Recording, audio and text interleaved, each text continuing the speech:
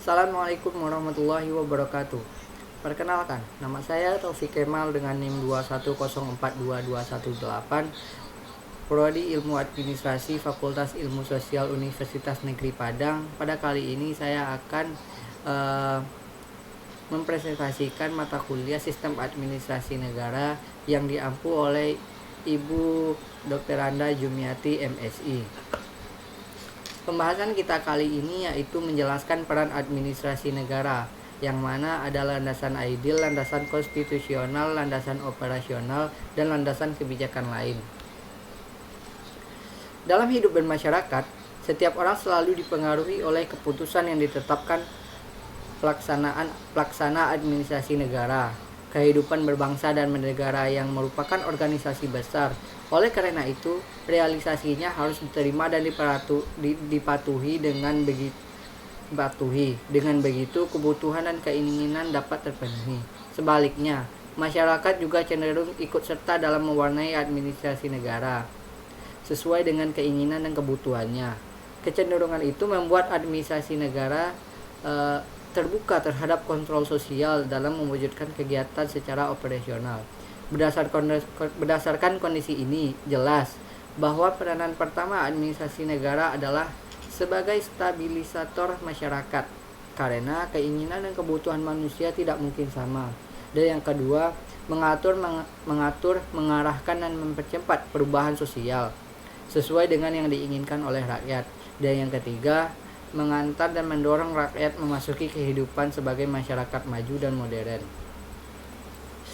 Landasan ideal. Landasan ideal bagi penyelenggara administrasi negara Indonesia adalah identik dengan landasan ideal Negara Kesatuan Republik Indonesia, yaitu Pancasila, sebagaimana dirumuskan dalam pembukaan Undang-Undang Dasar Negara Republik Indonesia tahun 1945 alinea keempat.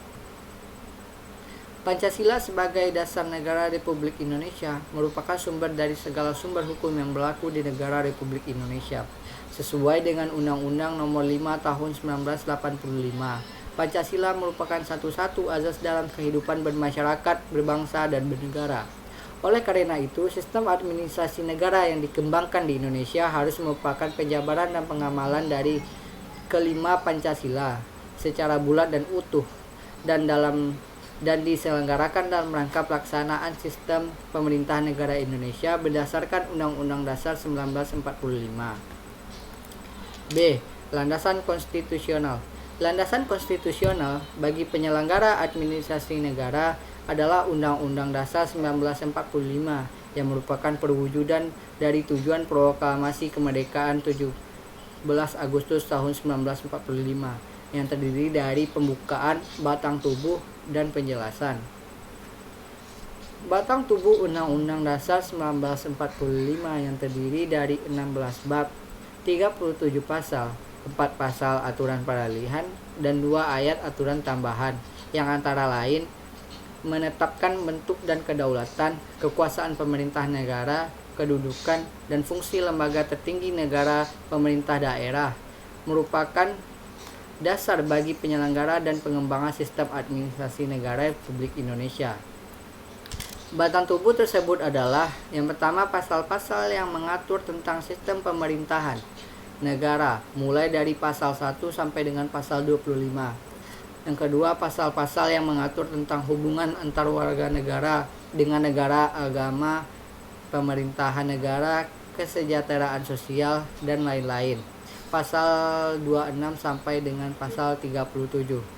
Yang ketiga adalah 4 pasal aturan peralihan dan 2 ayat aturan tambahan. Dari keempat pasal dan 2 ayat tersebut, dewasa ini atau saat ini yang masih berlaku hanyalah pasal 2. Selanjutnya, landasan operasional. Landasan operasional sistem administrasi negara adalah garis-garis besar haluan negara atau GBHN yang merupakan yang pertama, haluan negara dalam garis-garis besar sebagai pernyataan kehendak rakyat yang dahulunya ditetapkan oleh MPR. Yang kedua, pola umum pembangunan nasional, yaitu merupakan rangkaian program-program pembangunan yang menyeluruh, terarah, dan terpadu yang berlangsung terus-menerus rangkaian programnya. Program-program pembangunan yang terus-menerus tersebut dimaksudkan untuk mewujudkan tujuan nasional seperti yang dimaksud dalam pembukaan Undang-Undang Dasar 1945. Pembangunan nasional yang dilaksanakan oleh bangsa Indonesia meliputi seluruh aspek kehidupan bangsa dan bernegara, berlandaskan Pancasila dan Undang-Undang Dasar 1945 yang di dalam GBHN secara garis besar dikelompokkan dalam yang pertama 1 bidang ekonomi, yang kedua bidang kesejahteraan rakyat, pendidikan dan kebudayaan, yang ketiga bidang agama dan kepercayaan terhadap Tuhan Yang Maha Esa, 4 bidang pengetahuan dan teknologi, yang kelima bidang hukum, 6 bidang politik, aparatur negara, penerangan, komunikasi dan media massa, yang terakhir ketujuh bidang pertahanan dan keamanan. Selanjutnya D. Landasan kebijakan lain-lain. Landasan kebijakan lain dibagi menjadi 2, yaitu kebijakan lain yang tertulis dan sedangkan yang tidak tertulis. Kebijakan lain yang tertulis yaitu peraturan perundang-undang dan kepastian hukum. Yang kedua, melindungi aparatur negara atau masyarakat. Sedangkan yang tidak tertulis yaitu bukan peraturan perundang-undangan, pidato kenegaraan dan program kabupaten. Mungkin hanya sekian presentasi atau penjabaran dari saya pada kesempatan kali ini. Jika ada kesalahan atau kekeliruan, saya memohon maaf, dan untuk kritik atau saran yang membangun silahkan komen di bawah. Sekian, terima kasih. Assalamualaikum warahmatullahi wabarakatuh.